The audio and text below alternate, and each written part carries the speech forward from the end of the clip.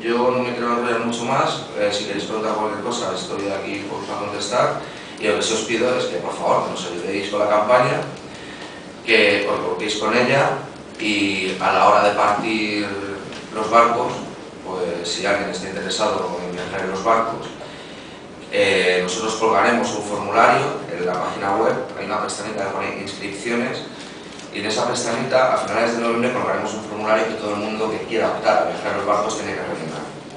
Bueno, pues entendéis que por razones de seguridad pues son unas mínimas condiciones, ¿no? Y ya.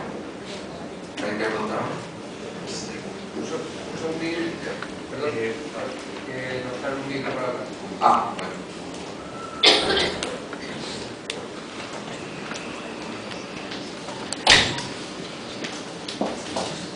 Esto no sé de quién es, pero la cinta se ha parado. Hay un grabador que se terminó. Si no, ha pegado un salto esto.